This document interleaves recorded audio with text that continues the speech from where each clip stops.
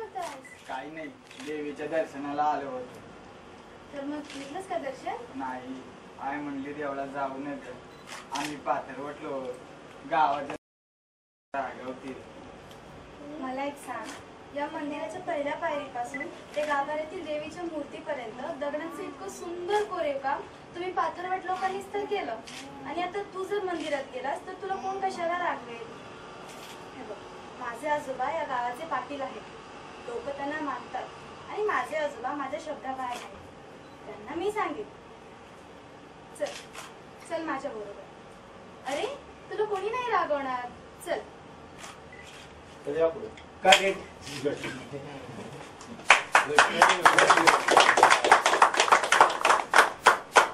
Photo होते सगळं.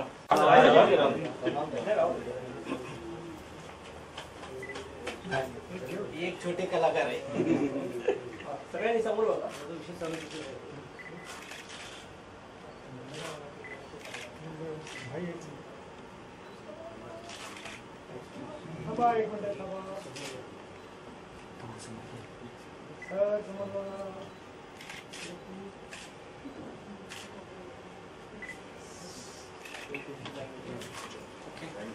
Picture आहे, तुम्हाला कसा काय मिळाला?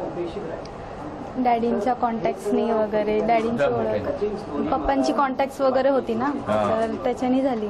सर बोलले पप्पांसोबत वगैरे. फॅन्ड्रीनंतर हा तुमचा दुसरा की याच्या आधी काय केलं? नाही, दुसरा आहे हा. दुसरा आहे. त्या चित्रपटाची कथा तुम्हाला संपूर्ण माहिती आहे? काय तुमचा रोल काय आहे, काय वगैरे? पाटलांची मुलगी एवढंच सांगू माहिती शकते. आहे. अजून शूटिंग सुरू व्हायचंय. हो. पण तुम्हाला काय वाटतं, म्हणजे असे चित्रपट यावे असं वाटतात की याच्यापुढे म्हणजे समाजातल्या लोकांची जागृती करण्यासाठी? हा चित्रपट आहे तो पाथरवट या समाजाबद्दल आहे, तर त्यांच्याबद्दलचं लोकांना माहिती मिळावी म्हणून हा चित्रपट काढला असं निर्मात्यांचं म्हणणं आहे. तुमचं याबद्दल काय म्हणणं आहे? तसंच बरोबर आहे. लोक आजचे अशा ह्याच्यात पाथरवट लोक, ह्याचे वडार समाज, तर ह्याच्याबद्दल असं त्यांना माहिती नाही आजच्या लोकांना. तर तेच मत आहे माझं पण, की लोकांपर्यंत हे मेसेज पोचावा.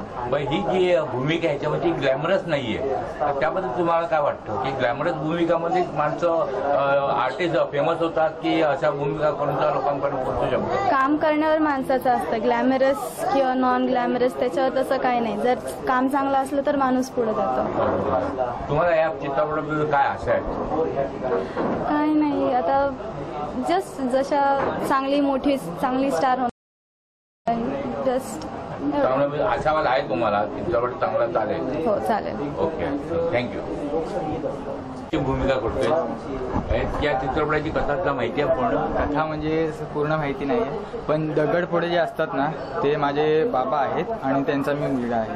तर या सीनमध्ये असं आहे की एक गावागावात आम्ही फिरून फिरून सर्व हे काम करतो. एवढंच माहिती आहे. एवढं माहिती आहे. हा तुझा पहिला चित्रपट? याच्यात काय केलंय तू? पहिले म्हणजे कॉलेज टू नाटक विटक हे सगळं चालू आहे. त्यानंतर मग सरांशी. हा चित्रपट तुला कसा काय मिळाला? सर थ्रू ऑडिशन या.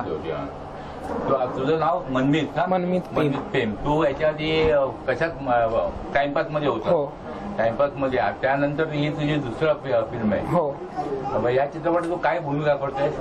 या चित्रपटात मी याचा मित्र अशी भूमिका आहे माझी.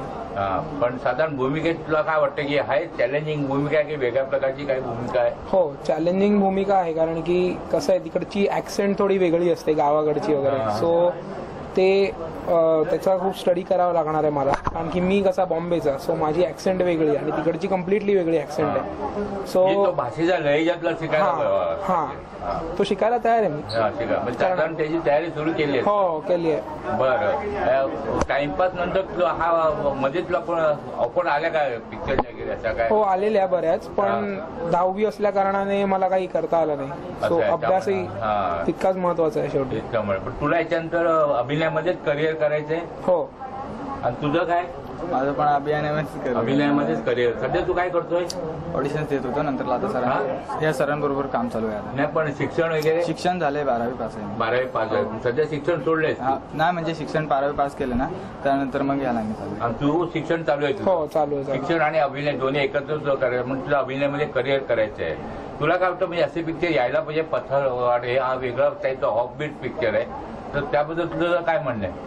हो, कारण की हे बघा, आज आपण कोणत्याही कॉमन माणसांना विचारतो जेव्हा की तुम्हाला वडारी समाजाबद्दल काही माहिती आहे का, तर लोकांना माहित नसतं. उलट असे पिक्चर असतात जे लोकांना याबद्दल माहिती तर त्यांना कळतं की असे पण होते लोक ज्यांनी आपल्यासाठी एवढं काही बनवलंय आणि त्यांना आज किंमतच नाहीये समाजात. म्हणजे अवेअरनेस ऑफ द सोसायटी हा पिक्चर तुझं म्हणणं काय? नाही, हे दाखवलंच पाहिजे पिक्चर, कारण की जे भूमिका जी आहे, कारण की जे ते माणसं आहेत ना त्यांच्याबद्दल आतापर्यंत कोणी चिंतत नाही, काही नाही, तर ते आपण दाखवून त्यांची पण इज्जत राखली पाहिजे. ते असं त्या पिक्चरवरती दाखवलं. पण तू या अभिनय ह्या जे भूमिकेसाठी काय स्पेशल ट्रेनिंग किंवा काय अभ्यास ट्रेनिंग केलंय? चालू आहे, कारण की मी पण बॉम्बेचा आहे, तर ती भाषा जी आहे मला येत नाही, तर ते हे शिकायचं आहे मला. आणि पण शूटिंग साधारण कधी सुरू होणार आहे? शूटिंग सरांनाच माहिती. ओके, म्हणजे तुम्हाला अजून त्याची तुम्हाला पण कल्पना नाही. ऑक्टोबर म्हणजे पावसाळा संपल्यानंतर लगेच सुरू म्हणजे होणार. ऑक्टोबर नोव्हेंबर पर्यंत चालू होईल. तू या तुझ्या भूमिकेबद्दल हॅपी आहेस? हो, पण मला काय- नेहमीच चॅलेंजिंग भूमिका करायला आवडतं. कारण काय टाइमपास मध्ये पण तुझं सेकंड लीड होतं, ह्याच्यामध्ये पण सेकंड लीड आहे, त्यामुळे तसं तुला काय हे नाही ना की बाबा मी सेकंड लीड करतोय की काय, असं नाही. नाही. हा, तुला अभिनयामध्ये करिअर करायचंय हो आणि अभिनय तुला सिद्ध करून दाखवायचंय का? हो. Okay, thank you. असं का वाटलं? नाही, कसं होतं की पहिल्यापासून ह्या समाजाच्या लोकांमध्ये माझं राहणं वगैरे होतं, त्यामुळं कसं आहे की एक वाटलं की त्यांची एक व्यथा आहे ती सरकारसमोर मांडली पाहिजे, त्यामुळे ह्या पिक्चरचं प्रयोजन ठरलं होतं आमचं. तुम्हाला या समाजाबद्दल संपूर्ण माहिती आहे? हो, संपूर्ण म्हणण्यापेक्षा बऱ्यापैकी माहिती आहे. मग तुमच्या त्यांचे कसे काय गाठभेट झाले डिरेक्टरची? कसं झालं की बॉम्बेला आल्यानंतर माझी मिसेस होती, त्यांच्या आईने बहीण मानलं होतं, त्यामुळे ते जवळचे झालेत ते. बरं, तुम्हाला हा चित्रपट हा विषय यांनी दिला तुम्हाला चित्रपट करायचा? नाही, विषय म्हणजे ह्यांनी ह्या समाजाबद्दल मला सांगितलं आणि मी कथालेखक आहे आणि मी ॲड फिल्म्स वगैरे बनवतो, तर मला एक चित्रपटासाठी छानशी कथा हवीच होती. तर ह्यांनी जेव्हा या समाजाबद्दल सांगितलं की यांचे म्हणजे योगदान खूप आहे पण त्याच्या बदल्यात ह्यांना काहीच मिळालेलं नाहीये, तर मग मी तेव्हा ठरवलं की ह्या विषयावर ह्या समाजाबद्दल आपण एक कथा लिहू.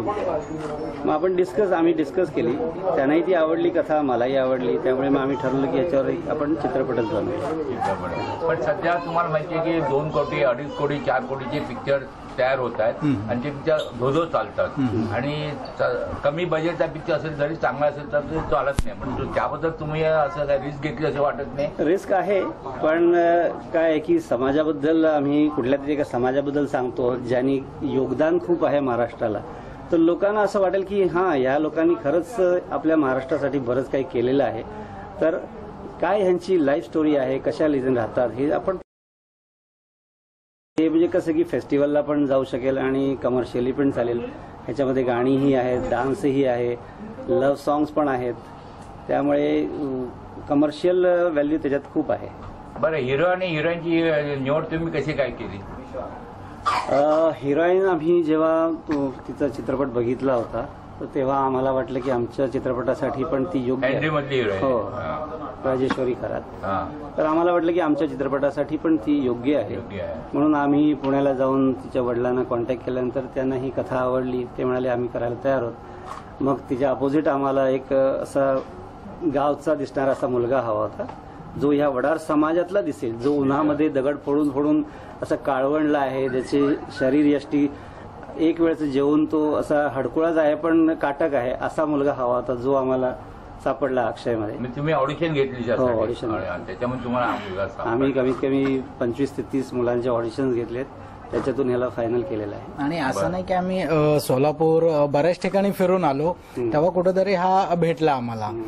हा, कारण त्या समाजाचं पिक्चर असून त्या समाजातल्या लोकांचाही आम्ही विचार केला होता, पण तसे काय आम्हाला भेटले नाहीयेत सध्याच्या ह्याच्या. तुमची पहिली कलाकृती आहे की याच्या आधी काय तुम्ही निर्माण केलं? मी याच्या अगोदर संतोष कोल्हे होते, त्यांच्यावर मी काम केलं होतं, मेड इन चायना म्हणून इलेक्झर लॉजिकल थिंकरचा पिक्चर होता, त्यांच्याबरोबरही काम केलं होतं. आणि हे काम केलं होतं म्हणजे प्रोडक्शन म्हणून केलं होतं? हो, प्रोडक्शन म्हणून केलं होतं.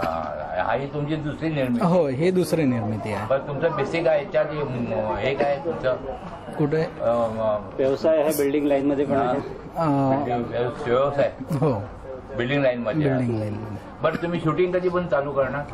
आता थोडा पाऊस कमी झाला की आम्ही इंडोर चालू करतो आहोत आणि टोटली पाऊस संपला की मग आम्ही जे बाहेरचं लोकेशन आहे, दगडी खाणी वगैरे आहेत, रस्त्याचं काम करताना जिथे आम्हाला दाखवायचं आहे ते कुठे करणार तुम्ही? ते भोर खडकवासला आणि भोरच्या ठिकाणी, कारण तिथं दगडी किंवा खाणी आहेत, किल्ले आहेत, किल्ल्याचंही लोकेशन आहे, दगडी देवळं आहेत, अशा ठिकाणी ते लोकेशन आहे की जेणेकरून त्या समाजाच्या लोकांनी जे बनवलेलं आहे ते तिथं दिसतं. रिलीज कधी करायचा विचार आहे? हे लव्ह स्टोरी असल्यामुळे आम्ही 14 फेब्रुवारी व्हॅलेंटाईन्स डेच्या 14 फेब्रुवारी 2016. 16 मध्ये. Okay, thank you. Thank you.